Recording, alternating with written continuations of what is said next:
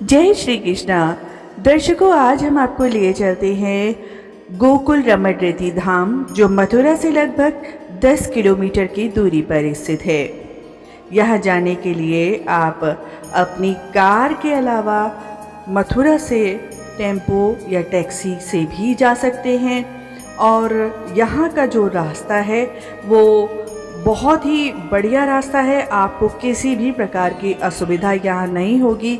अगर आप NH-19 से आ रहे हैं, दिल्ली की ओर से आ रहे हैं, तब आप हाईवे से सीधे टाउनशिप चौराहे से टर्न करके गोकुल जा सकते हैं। रास्ते में यमुना नदी भी आपको मिलेंगी और आप उनका भी दर्शन करें। यमुना नदी क्रॉस करके आप गोकुल रमण रेती धाम पहुंच सकते हैं। मथुरा के अंदर अगर आप आए हुए हैं तो मथुरा से जो टैंक चौराहा और कचहरी वाली जो सड़क जाती है, वहाँ से भी आप गोकुल रमण रेती जा सकते हैं। और पुराने बस स्टैंड के पास में वहाँ से भी आप जा सकते हैं। कोई ऑटो रिक्शा टेम्पो आप वहाँ से ले सकते हैं। तो इस प्रकार से यहाँ जाने के लिए आपको कोई असुविधा नहीं है। आप किसी भी साधन से अपनी सुविधा के अनुसार यहाँ पहुँच सकते हैं। गोकुल रमण रेती धाम में जैसे ही आप प्रवेश करते हैं, वहीं दूसरी ओर रसखान की भी समाधि है। और भगवान श्री कृष्ण के परम भक्त थे महाकवि रसखान। और गोकुल रमण रेती का जो दृश्य है वो अब हम आपको दिखा रहे हैं। सबसे बड़ी बात आती है जब कहीं आप दर्शन करने जाते हैं अपने साधन से, कि पार्किंग कहाँ करें, पार्किंग की कोई व्यवस्था है अथवा नहीं। लेकिन यहाँ पर पार्किंग की बहुत अच्छी व्यवस्था है। आप आराम से अपनी गाड़ी, अपना 2 व्हीलर 4 व्हीलर जो भी आपके साथ में है, आप उसे पार्क करके और आराम से आप दर्शन कर सकते हैं। रमण रेती धाम में प्रवेश करते ही आपको यहाँ परम आनंद की अनुभूति होगी कि यहाँ प्रवेश द्वार के निकट ही जब आप पहुँचेंगे तो यहाँ पादुका सेवा की जाती है, जो कि बिल्कुल निःशुल्क है। यहाँ आप अपने जूते चप्पल जमा करवा सकते हैं और फिर रमण रेती धाम का पूरा आनंद आप ले सकते हैं।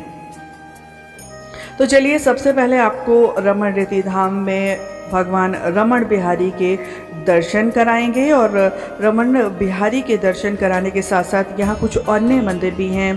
गिरिराज जी का और महादेव जी का मंदिर है। तो बहुत सारे ऐसे छोटे छोटे मंदिर भी हैं, लेकिन जो प्रमुख मंदिर है वो रमण बिहारी जी का मंदिर है। तो मंदिर के अंदर आप यहाँ दर्शन कर सकते हैं।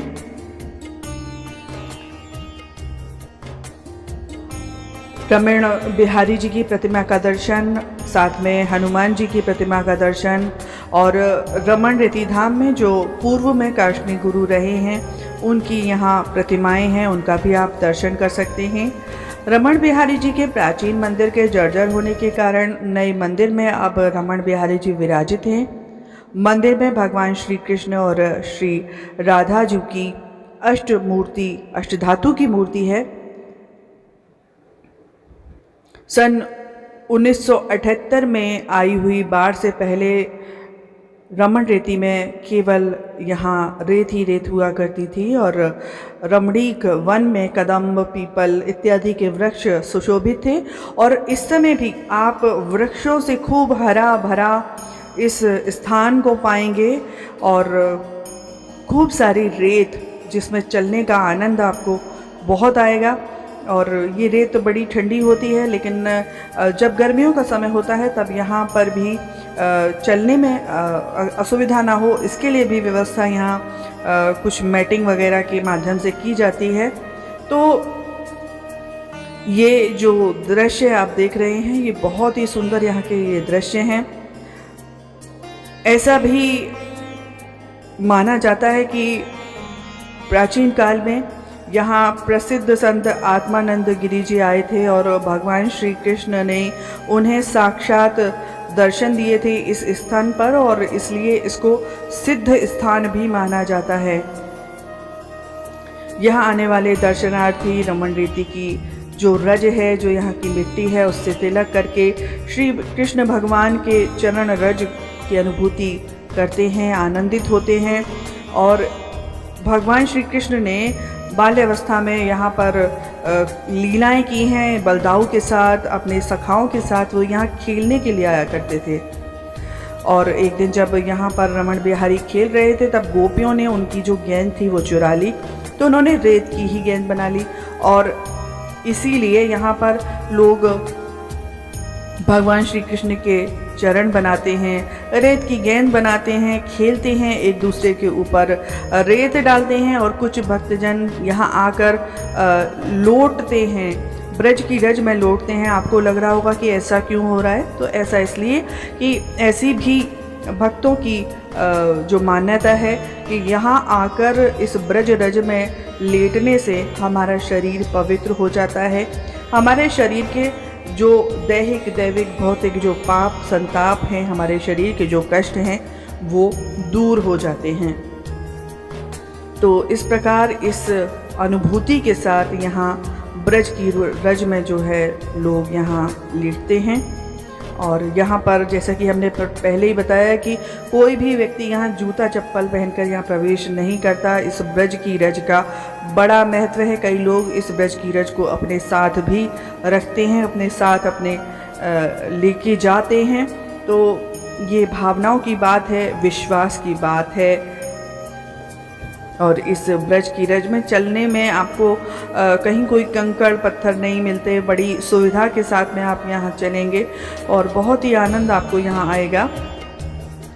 रमणरीति धाम में काष्णी आश्रम भी विशेष रूप से दर्शनीय है। और इस समय हम आपको यहाँ पे जो दर्शन करा रहे हैं ये काष्णी पीठाधीश्वर परम पूज्य अनंत श्री महामंडलेश्वर परम वंदनीय पूज्य काष्णी गुरु शरणानंद जी महाराज जी के दर्शन आपको करा रहे हैं, जिनके प्रभाव से रमणरीति धाम में दिन दूनी रात चौगुनी उत्तरोत्तर वृद्धि हो रही है। परम पूज्य परम वंदनीय काष्णी गुरुदेव महामंडलेश्वर पूज्य शरणानंद जी महाराज जी का यदि आपको यहाँ दर्शन मिल पाता है तब आप परम सौभाग्यशाली हैं, क्योंकि उनकी दृष्टि आप पर यदि पड़ जाती है तब मानो जीवन के अनेकों सौभाग्य जाग उठते हों। तो ये आपका सौभाग्य है अगर आप यहाँ आएँ और आपको परम पूज्य महाराज श्री के यहाँ दर्शन आपको प्राप्त हो जाए। यहाँ काष्णी आश्रम में प्रतिदिन हजारों की संख्या में श्रद्धालु आते हैं और यहाँ पर सभी के लिए निःशुल्क प्रसादी की व्यवस्था रहती है। बहुत सारे श्रद्धालु यहाँ प्रतिदिन आते हैं। प्राचीन काल में यहाँ पर एक बहुत बड़ी कुटिया थी और जिसमें लोग आते थे और प्रसादी ग्रहण करते थे, लेकिन अब वर्तमान समय में श्रद्धालुओं की बढ़ती संख्या को देखकर यहाँ प्रसादी के व्यवस्था के लिए समुचित व्यवस्थाएं हैं। बहुत सारी ऐसी कुटियाएं हैं जहाँ पर आप स्वेच्छा से प्रसाद ग्रहण कर सकते हैं। और रमणरीति धाम में जो मुख्य रूप से विशेष आकर्षण का केंद्र है वो यहाँ साधु संतों की जो कुटियाएं हैं। इन कुटियाओं को देखकर आपको उस पौराणिक इतिहास की याद आ जाएगी जिसका दर्शन आपने कभी अपनी किताबों में किया होगा, कुछ धार्मिक ग्रंथों में पढ़ा होगा, लेकिन यहाँ पर आकर जो पौराणिक आश्रम किसी समय हुआ करते थे वो आपको अनुभूति होगी। ये कुटिया इतनी सुंदर कुटियाएं हैं जहाँ आपको बांस की जो खपच्ची है, गोबर और मिट्टी का जो लेप है, इसके साथ ही ये जो छप्पर हैं इनके ऊपर, वो सब देखकर आपको एक स्वाभाविक प्रीति इन कुटियाओं से जाग उठेगी। इन कुटियाओं में रहने वाले संतों के प्रति आप नतमस्तक हो जाते हैं, क्योंकि संतों के दर्शन बड़ी मुश्किल से मिलते हैं। और ये जो भूमि है संतों की भूमि है, ब्रज रज जहाँ भगवान श्री कृष्ण लोटपोट हुए हैं, आनंदित हुए हैं, ऐसी ये ब्रज भूमि जहाँ भगवान श्री कृष्ण ने साक्षात दर्शन दिए हैं संतों को, महंतों को, और अपने परम भक्तों को। रमणरेती धाम में एक और ख़ास बात है कि जब यहाँ संध्या आरती होती है तब यहाँ पर बहुत सारे श्रद्धालु होते हैं इस आरती को देखने के लिए। और इस आरती में एक और आकर्षण का केंद्र होता है जब यहाँ ऐरावत भी हाथी जो यहाँ के हैं वो आरती करते हैं। पहले ये जोड़ा था, अब इस जोड़े में एक ही ऐरावत हैं और वो आरती करते हैं, घंटी बजाते हैं, जिसे देखकर श्रद्धालु भी खूब आनंदित होते हैं।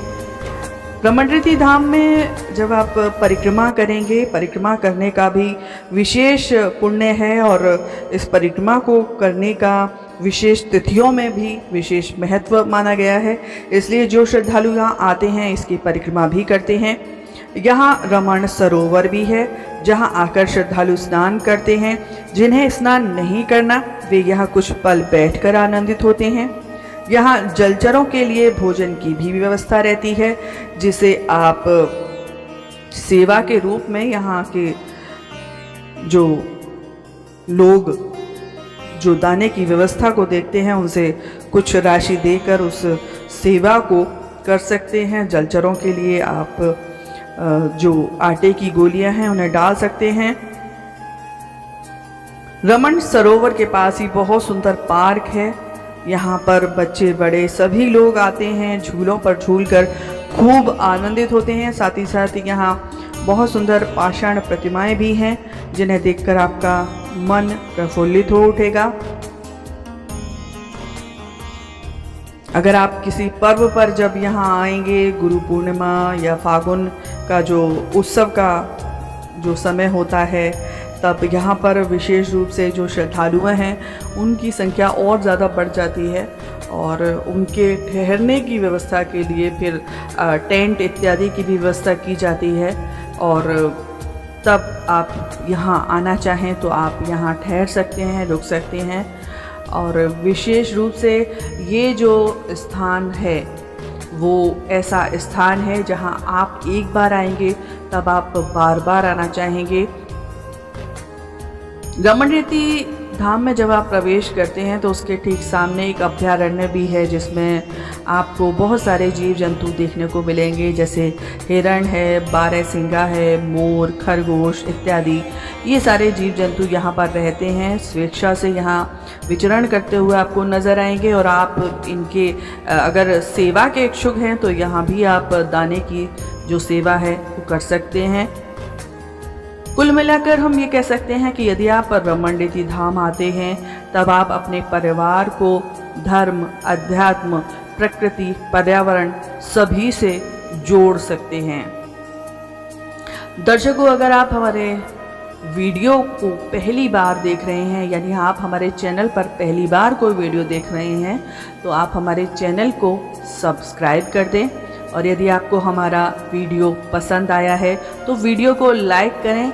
कमेंट में भी आप अपनी भावनाएं व्यक्त कर सकते हैं और साथ ही साथ इस वीडियो को अपने इष्ट मित्रों के साथ, परिवारीजनों के साथ शेयर भी करें। जय श्री कृष्णा।